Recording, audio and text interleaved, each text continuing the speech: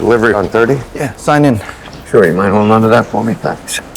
That is a bomb. I have just armed it. Don't move. You move, the bomb detonates. If I hear any alarms or sirens, I detonate the bomb, understand? Good. I'll be right back.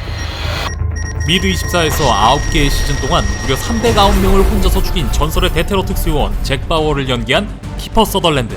이번에 그가 파라마운트 플러스의 오리지널 신작 레비토를 통해 하루아침에 살인자 누명을 쓰게 된 민간 산업 스파이 존 위어로 돌아옵니다.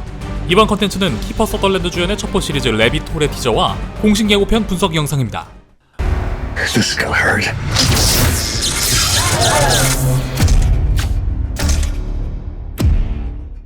먼저 키퍼 서덜랜드가 연기하는 산업 스파이 존 위어는 돈만 주면 그에게 일을 맡긴 기업들을 위해 합법과 불법의 선을 넘나들며 그 어떤 불가능한 일도 가능한 일로 만들어내고야만은 업계의 탑 실력자입니다.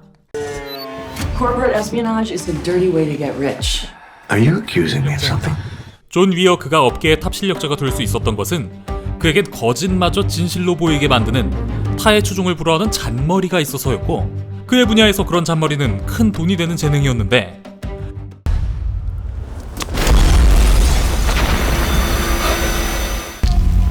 I can't tell the difference between what's real and what's not.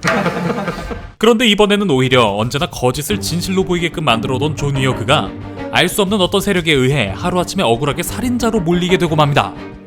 자신이 해왔던 거짓을 진실로 만들어버리는 방식 그대로 살인자가 되어버린 존 위어는 그렇게 순순히 앉아서 당하고만 있지 않고 쫓기는 와중에도 자신을 작업한 게 누구인지 알아내기 위해 그가 제일 잘하는 그 잔머리가 빛을 발하게 하는데요.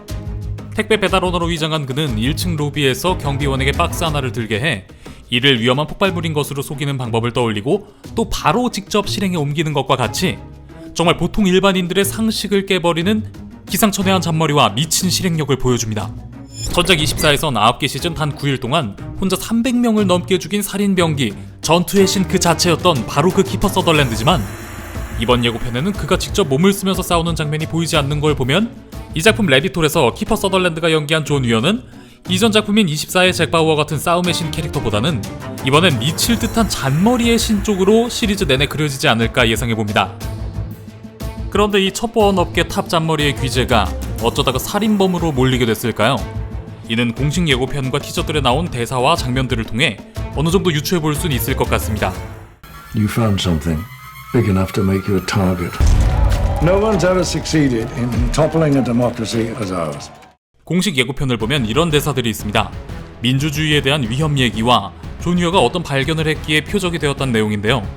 이때 화면을 보면 사람들에게 환호를 받는 정장 입은 여성의 모습이 보이고, 이 여성을 환호하는 인파들은 Evers for a safer tomorrow, 더 안전한 내일을 위한 에버스라는 카드를 들고 있는 걸 알 수 있는데요. 그런데 잘 보면 그 옆엔 좀 더 삭막한 카드를 든 사람들이 보이는데, 이들은 My Data Choice, 내 정보에 대한 선택권이라는 카드와 Take Back Your Life, 당신의 삶을 되돌려받으라는 카드를 들고 있습니다. 그리고 예고편의 또 다른 장면을 살펴보면 Data drives everything. You think you're shopping for socks, but they know who you're voting for. 데이터 분석을 통해 사람이 어떤 선택을 할지 완벽히 예상 가능하다는 언급이 있는데요. 이것들을 종합해볼 때 사람들에게 환호를 받는 여성의 이름은 에버스이며 데이터 분석으로 이름을 날리는 회사의 대표이고, 이 데이터 분석 분야의 탑으로 사람들에게 큰 명성을 얻고 있는 걸로 보입니다. 에버스는 이러한 명성을 바탕으로 대권 진출까지 노리는 야심가로 보이는데요. 모든 시민들의 데이터를 자동으로 수집하고 안전하게 관리해서 더 안전하고 발전적인 미래를 만드는 것이 가능하다, 뭐 그런 슬로건을 내세워 인기를 얻고 있는 것으로 보이는데, 하지만 시민들의 개인정보 데이터들을 자동으로 수집하는 것은 각 개인의 정보에 대한 권리 침해 여지가 분명히 있죠. 하여 이에 대해 반대하는 세력들도 만만치 않아 보입니다. 데이터를 수집해 양말 사는 것만 봐도 어떤 후보를 뽑을지 안다는 것은, 그렇다면 그 데이터를 이용해 약간의 통제만 들어간다면 얼마든지 그 사람을 조종할 수 있다는 걸로도 볼 수 있겠죠.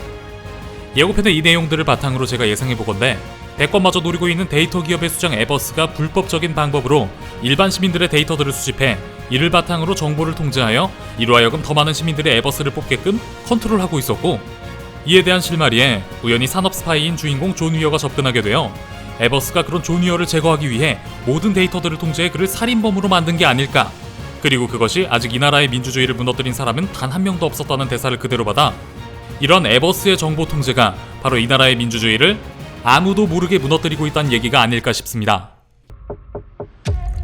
It's not good. I need help. I haven't slept for a few days. I just got a bad feeling. I can't tell the difference between what's real and what's not. 피저 예고편의 주인공 존 위어를 보면 항상 불안해 보이는 모습을 보여줍니다.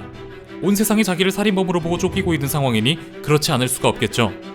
어디를 가도 CCTV가 모든 것을 찍고 있고 이를 분석하여 모든 이들의 일거수일투족을 데이터로 분석할 수 있는 세상. 그런 세상 속에서 데이터를 조종할 수 있는 사람이 개인 한 명을 살인자로 보는 일 따윈 너무나도 쉬운 일일 겁니다. CCTV는 사방에 있고 그 데이터는 언제든지 바로 분석될 수 있으며 그렇게 분석된 데이터는 시간 장소를 따지지 않고 한 개인을 추적하고 통제할 수 있습니다. The enemy is everywhere, but he can't be seen. 사방에 있는 절대 보이지 않는 적은 바로 이를 말하는 것이겠죠. Are you going to be all heroic and difficult, or are you going to be sensible and help us save the world? 존 위어가 우연히 접근한 정보는 위기로부터 세상을 구할 키가 될 수 있는 것이고 이로 인해 에버스에 맞서는 팀에 합류할 것을 제안받는 것 같죠. 예고편에 여기까지 볼 때 아마도 레비톨은 우연히 차기대 것마저 노리는 데이터 기업 수장의 거대한 음모의 실체에 접근하게 된 실력 있는 첩보원 존 위어가 정보 조작으로 인해 살인범으로 몰려 쫓기게 되고 누명을 벗기 위해 직접 이 베일에 감춰진 음모를 파헤치는 첩보극이지 않을까 감히 예상해봅니다. 그런데 이 드라마 예고편을 보면서 내내 대체 왜 이 첩보원을 주인공으로 한 첩보물의 제목이 레비톨, 그러니까 토끼굴인 걸까 하는 의문이 들었는데요. 주인공 존 위어에게 살인 누명을 씌운 배우는 앞서 제가 예상한 것처럼 실체가 보이지 않는 존 위어의 생각보다 더 엄청난 거물들이며 그들이 굳이 존 위어를 살인범으로 만든 것 역시 감히 상상을 불허하는 어떤 큰 계획의 일부일 것으로 보여집니다. 그러니까 주인공 존 위어는 현재 웬만해선 절대 빠져나올 수 없는 말도 안 되는 위기 상황에 처한 것인데요.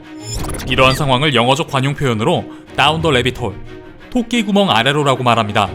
이는 놀라우리만큼 골치 아픈 상황에 처한 현실을 마치 이세계에 떨어진 것으로 비유하는 말로 오늘날 유행하는 소위 이세계물의 원조격 작품 루이스 캐럴의 소설 이상한 나라의 앨리스의 1장 제목인 챕터 1 Down the Rabbit Hole에서 유래된 표현입니다.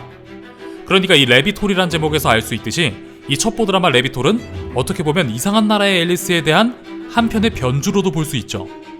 네, 존 위어를 앨리스로 볼 수 있는 겁니다. 이렇듯 토끼굴에 빠진 앨리스, 아니 토끼굴에 빠진 존 위어는 정보 통제와 조작으로 인해 무엇이 진실이고 무엇이 거짓인지 도통 알 수 없는 위기 상황에 처해 있고 그런 존 위어가 자신의 살인 누명을 벗기 위해 조금씩 진실에 다가갈수록 그가 진실이라 믿었던 현실들이 하나씩 무너져 내리겠죠. 진실에 다가갈수록 현실이 무너진다라는 이 작품 레비톨의 메인 카피는 이러한 주인공 존 위어의 상황을 가장 잘 나타내는 문장이라 할 수 있을 것 같습니다. 아무튼 우리들의 앨리스, 아니 주인공 존 위어는 이 깊고 위험천만한 토끼굴에서 무사히 잘 빠져나올 수 있을까요? 키퍼 서덜랜드의 24를 재밌게 본 분들이라면 이 작품 레비톨, 전설의 레전드의 첩보 시리즈 복귀작으로 반드시 봐야 할 작품이고 첩보물을 좋아하거나 요즘 왜 이렇게 재밌는 미드가 없어 하시는 분들께도 강력히 추천하고 싶은 작품입니다. 예고편만 봐도 정말 궁금해 미치게 만드는 키퍼 서덜랜드 주연의 파라마운트 플러스 오리지널 시리즈 레비톨은 3월 27일 한국에선 오직 티빙을 통해 최초로 1, 2화가 동시 공개됩니다. 그럼 미드를 사랑하는 여러분이 티빙을 통해 이 개꿀잼 드라마 꼭 놓치지 않길 바라면서 그럼 지금까지 우리 엄마의 속을 뒤집어버리는 방구석 스파이 미노타우루스였습니다.